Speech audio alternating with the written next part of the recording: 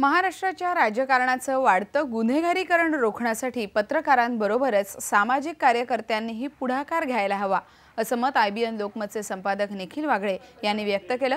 चिपळूणच्या राष्ट्र सेवा दलानं आयोजित केलेल्या कार्यक्रमात निखिल वागळे यांची राजन इंदुरकर यांनी प्रकट मुलाखत घेतली। यावेळी वागळे यांनी या मुलाखतीत आपले सडेतोड विचार मांडले। नेत्यांच्या घरचे शाही लग्न सोहळे हे जनतेच्या पैशावर होत असल्याची परखड टीका यावेळी निखिल वागळे यांनी केली।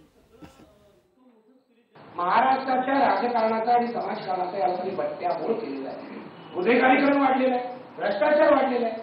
काही वर्षापूर्वी महाराष्ट्राच्या ग्रामीण भागात बघत होतो पजेरो, काय तुमचे लँड क्रुझर अशा गाड्या, मला त्यावेळेला गाड्यांची नावही माहिती नव्हती। म्हणजे एकदम परदेशी गाड्या ग्रामीण भागात कुठे दिसायला लागल्या। मग मी शोध घेतला तर माझ्या लक्षात आलं कंत्राटदार तयार झालेले आहेत। काय ते तुमचं कृष्णा व्हॅली आणि याच्यातून कंत्राटदार तयार झालेले आहेत आणि हा आपला पैसा आहे, हा आपला पैसा आहे। काय चिपळूणमध्ये लग्नावर जो उधळला गेला हा आपला जनतेच्या तिजोरीचा पैसा होता, हा या दोघांनी मिळून खाल्ला म्हणून आणि चिपळूणच नाही अख्खा महाराष्ट्रात येत आहे। कोणी कोणी अशा प्रकारची लग्न केली तुम्ही बघा।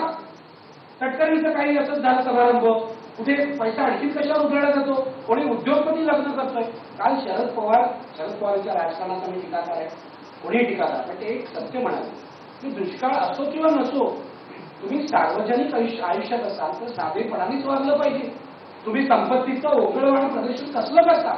आम्ही एसएन जोशींना पाहिलं, आम्ही डांगेंना पाहिलं, मी जेपींना पाहिलंय।